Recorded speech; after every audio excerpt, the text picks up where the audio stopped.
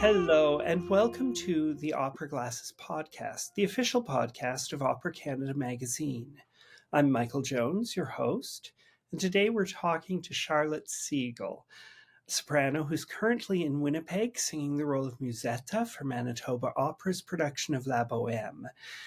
Charlotte is a soprano, a singer-songwriter, and she's also one of the co-founders of the Marigold Music Program, which is a nonprofit organization that aims to close the accessibility gap between music education and underrepresented youth.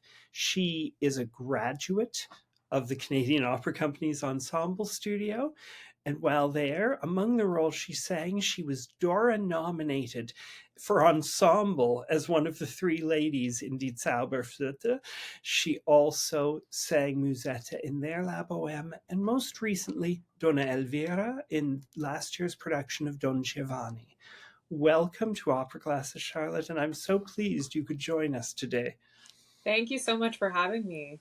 This has been a real pleasure for me to meet the next generation of opera stars, the people who are really rising up and making their place in the world. I came back to Opera Canada magazine after retiring from a position. So many of my singer references and the people I studied with have gone on and are, retiring now and teaching. And so it really is very exciting for me to meet the new singers on the scene. I've watched you online. I've yet to hear you sing live, but I've watched you on live and it's really quite special. I've been starting by asking most emerging singers, why? Why opera? Because I don't imagine a 10-year-old in grade 5 answering the question, what do you want to be when you grow up, by announcing to their class that they're going to be an opera singer. I mean, I can tell you I was definitely not that 10-year-old thinking that I wanted to be an opera singer. But I always knew that I wanted to sing. It's just always been in me. And I started taking voice lessons when I was 9. But I did it for fun. I did piano on the side, I did theory, I did choir on the side, but singing was the only thing I did for fun. And as I got older and you start talking about university and what you're going to do with your life, I had a long conversation with my mom and my teacher and family members, and we decided that the best move was to try for a university degree, which I couldn't do in musical theater, which was my first love. So I ended up auditioning for a few programs and got into the University of Toronto for classical voice. And the whole reasoning there was that I could go to teachers college as a backup with a university degree. But so while I was there, I was also a singer-songwriter. I was recording and performing, and I was still loving musical theater as well, but really resistant to opera. But I had this teacher, Frederic Vizina, an amazing Canadian soprano, who really encouraged me and supported me and sat me down and was like, if you really wanted to do opera, she was like, you have an instrument that could go far. She really saw something in me that I didn't at that time. And she encouraged me to do a summer program in Munich, Germany. And I was there during July, during the beautiful summer festival that they have there. And I got to see so many different operas. I saw The Flying Dutchman. I saw La Traviata. And one of the operas I saw, I think it was La Traviata, there was like a 30-minute standing ovation and more encores. And I really got to feel a different energy and a different vibe towards opera. It felt like a rock concert. And I stopped resisting it there and really fell in love with it. And that was at around 21, 22. And ever since then, I've been pursuing it and falling more in love with it. You started with an interest in music theater. Was there something that you saw when you were really young that said, I want to be on stage, I want to do that?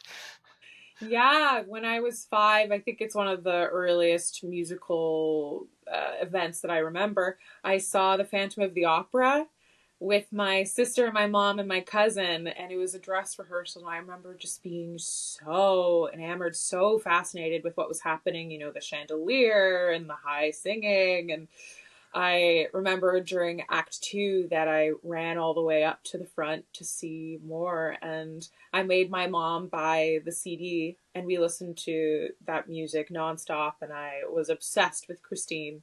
And so that was really like I became obsessed with musical theater at a very, very young age. Yeah.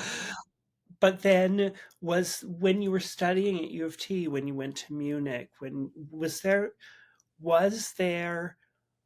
a role, was there a piece of music where you thought, this is, no, this is what's for me? Yeah. Seeing La Traviata for the first time, which I had seen already in Toronto, but seeing it again in Munich with a different energy was really the piece that solidified it for me because I just love to feel on the edge of my seat. I love when I feel like my heart is being ripped out, and the music of Verdi and then Puccini, of course, is really, really spoke to me. And I saw a place for myself if I could be around music that could make you feel like that. And so are you dreaming of a Violetta? We'll see. The infamous three soprano role. We'll see. I It there is does take about three different voices, I think, to sing each, one for each act. It does, and I have more of the voice for Act Two and Act Three. Um, but we'll see. There is a world in which I could sing it. I think, yeah, time will tell. I definitely dabble with it all the time because it's beautiful music. But yeah, we'll see. But you are in Winnipeg right now and you're singing Musetta, and this is your second time singing Musetta, which it must be fun for you. Oh, it's so fun. I love any time with Puccini and I love any time with La Bohème. I don't think I'll ever get tired of La Bohème. And I hope I get to sing Mimi as well. But Musetta is such a good character for me because she's so unlike me, and I find it a really good challenge to remind myself to take up space and to sing with my full body and my full heart and just let the emotions like hang off of me and like spark off of me. And I'm very much an introverted person, and like I like to be quiet and I don't like to be the center of attention, which is funny coming from an opera singer. um, but And yeah, unusual, I would think, for a Musetta. and unusual. Yeah. So the first time, but the beautiful thing, I remember the first time when I got the role, I was intimidated by the legend that is Musetta, you know, the over the top, sexy, like everyone watch me character. I was intimidated. But the beautiful thing about opera and Puccini is that he gives you everything. And I always used to roll my eyes when people would be like, it's all in the score, do it as written. I'm like, okay, whatever. But really, Puccini puts it all there for you, all the comedic moments. Even the writing, she's supposed to be kind of annoying at the beginning, where he sets it for a soprano. It all is there for you. And so it's so fun diving into her again. You know, you sang it 2 years ago at the COC, is that Yeah, right? about a year and a half. Yeah, yeah, yeah. Yeah, 2 years ago. And My 2025. is it different for you now? And if so, how? It's different because as a young singer, your voice is always evolving. So a lot can happen in a week versus a year and a half. So when I come back, I'm always trying to find ways to put it into my voice now. And so I've found that I'm leaning into having her be grounded and steady, both in my voice and in my character, even though she's like fast and quick um, outwardly. But she's secure and she knows who she is, and so I'm trying to bring that both into my technique and my character portrayal. this A time. lot of what Puccini writes for her, and now you know this role far better than I do, but my impression of a lot of what Puccini writes for her is that it is very, very quick, very articulated, and very. Mhm. So, what do you do technically as you're doing that in Mhm. order to keep it grounded? It's all, as my teacher would say, it's all in the inhale. It's always in the preparation. If you have a good, like you actually calculate the amount of time you need to breathe properly into a slow, grounded breath, and then you go.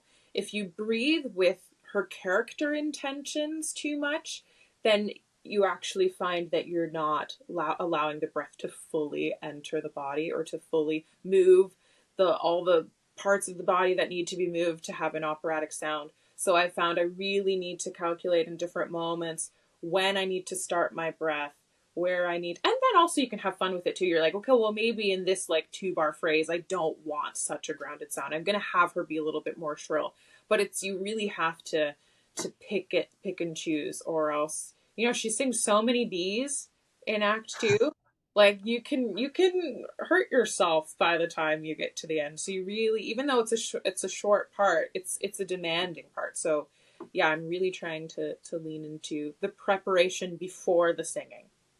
Well, it's also a fun part. You talk about it being a short part, and it's certainly she's not on stage as much as Mimi Mm-hmm. is, which we've already heard, and I'll throw it there for casting directors. This is for your future. We want some Mimis Yes, too. please. But I would think she's a fun type of a role. She's not on stage for a great deal of time, but when she's there, I suspect you have impact. Oh yeah, she's packing all the punches, and yeah, it's really great to play a character that is fireworks, and when she moves, people watch her and follow, and it changes the way you walk and the way you move, um, and that's really fun. And you're in the rehearsal process now? Where are you in your process? Yes, we've staged the big Act 2 party number, the big scene, so that's always really fun. And we've done her big breakup scene, which is actually my favorite moment in the show, at the Act 3 quartet. And today we'll be doing Mimi's death, which is my absolute favorite part. And you Well, get it to sounds see a different side to Musetta. She's not, she cares for her friends. She cares for all of them deeply, and you see the non-performance side of Musetta. what is this? What's in store in this production in Winnipeg? What does it look like? Have you had fittings? Have you seen sets? Have you? Yes, it's a traditional production. I believe it comes from Edmonton. Beautiful sets. Cafe Momus is always this gorgeous Parisian cafe scene. Beautiful sets. My costume, the Act 2, is this gorgeous big red gown, and it's going to be really hard to move in. Um, but You've yeah, had fittings in. I've had fittings. Yeah, I've had one, and I'll have another one because she has 3 different looks. But I think the most beautiful thing about this production, and what is always so beautiful about Bohème is it's such an ensemble show. And if you have the right chemistry between the characters, it's always so touching. And it's about young, struggling artists, and we have a lot of young Canadians in this cast. I actually knew quite a few of the people, already know quite a few people in the cast. So it's really fun to bounce off their energy and feel the organic chemistry. And I hope that's what audiences will see when we open. So who are you meeting up with again from your training from the ensemble studio? Who's in this that you know and Yeah. love? Well, Alex Halliday and I, who's playing Colline, were in the ensemble at the exact same time. Clarence Fraser did the ensemble before my time, but has been around COC while I was there, so I've worked with him a few times as well.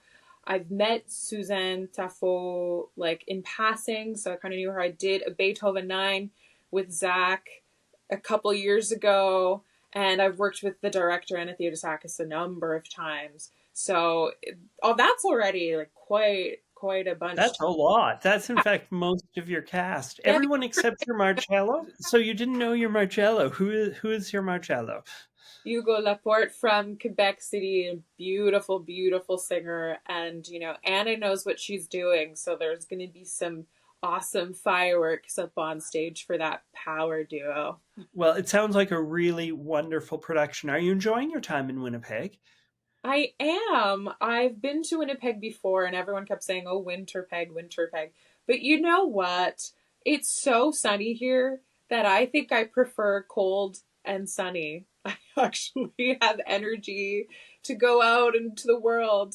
But the people are so nice here. The company's lovely here. And I'm staying with someone I consider a really, really good friend. And yeah, so it's been a Well, little, that's yeah. that's very nice then.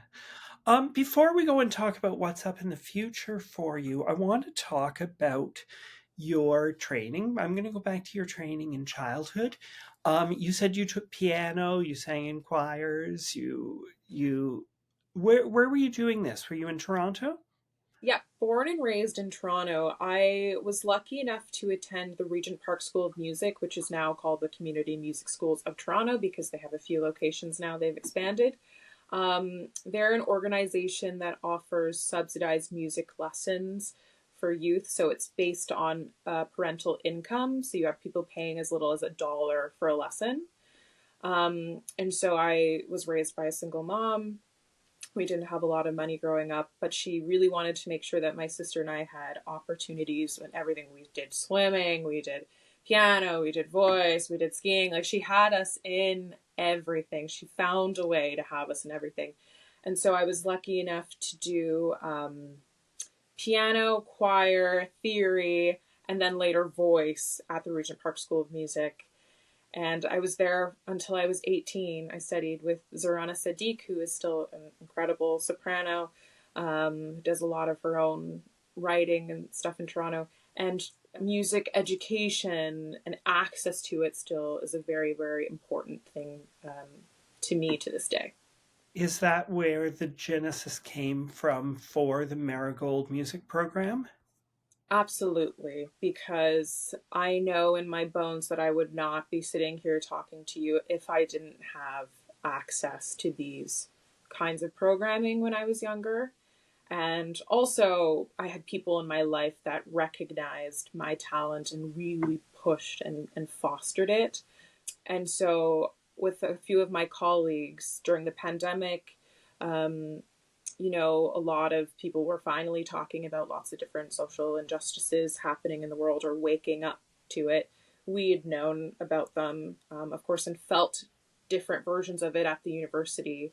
We said, what can we do before you get to the university? It has to come before. Because I talked to a number of professors that were saying we just don't have diverse applicants. And you need to get into the University of Toronto, you need to have like grade 8 piano and theory and already know a lot about classical music or whatever program you're applying for before you can even get in at 18. And so we decided that we wanted to create the Marigold Music Program. We run 3 different programs. We have a summer music intensive, we have a mentorship program, and we have a partnership with the University of Toronto, and we run a civic engagement and community co-op course, which is also in partnership with the TDSB. So it's 3 different facets, and we run programming based on the interests of the students. So we have them of varying levels from 14 to 18, and we interview them and we hire faculty based on their interests. So we might have one student who plays a little bit of piano but is also interested in the bass, and we might hire a bass instructor to give them a few lessons, and we do resume building and theory, and in the hopes that they have exposure to the different kinds of skills that they might need to go into classical music, or just to become an active participant or an audience member in different kinds of music. Exactly. And it starts with access and exposure.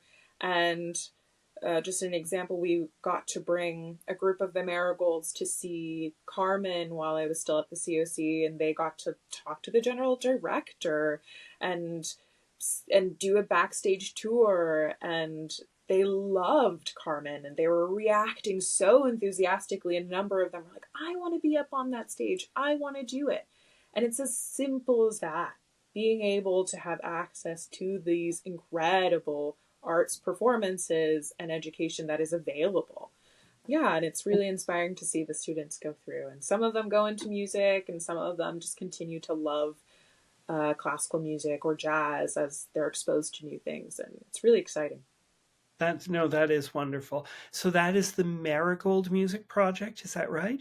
The Where can Marigold our listeners find Program. out more about it? The Marigold Music Program. Is there a website? Where can our listeners You can find find out? it on www.marigoldmusicprogram.com. You can find us there. Yes. And we're in our Super. charity application process. And we're going on year 5, and it's all very exciting. We're going to have a beautiful concert. We always have a concert to wrap up the summer music intensive. And you can find information there or on our Instagram, which is also Marigold Music Program. And you are in the process of registering for charitable status? Yes, we should be handing in that application by the end of this week. So watch for that. Any of our listeners who have potential to make donations, that would be a really good opportunity and an incredibly worthy cause. I applaud you for that work you're doing, but I think I owe the biggest applause to your mother, who is probably the reason that so much of this happened. absolutely. It also just shows how important it is to have someone in your corner, because a lot of people don't have that. Whether you have money or not, you need to have someone who is invested in your future. And that actually is why we have the mentorship program. So from the summer music intensive, we don't just leave you.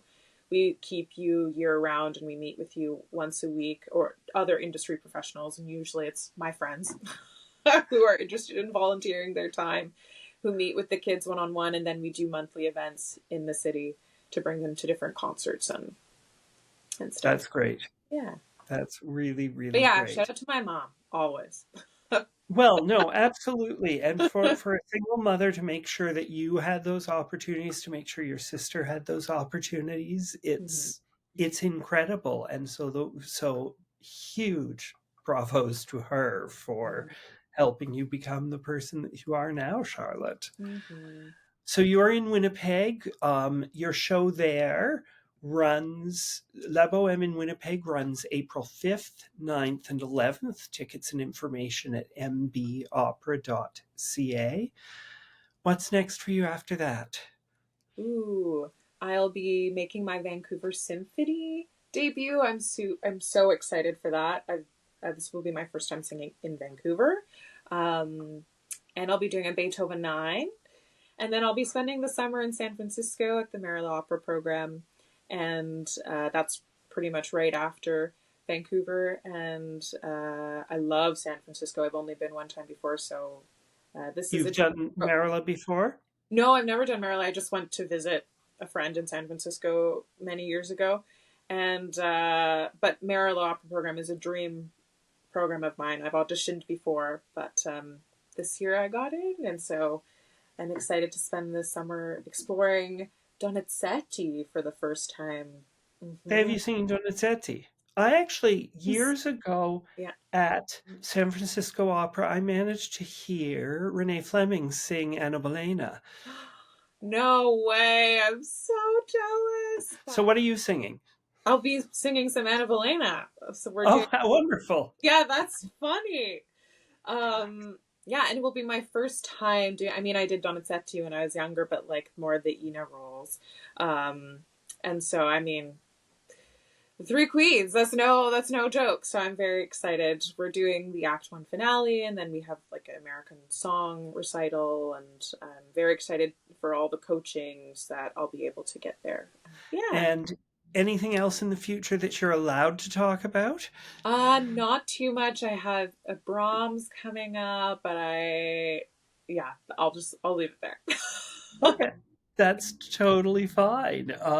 What are, rather than talking about what you are planning, what are your dream roles? What do you really want Ooh, to I'm having so much fun with Manon Lescaut right now.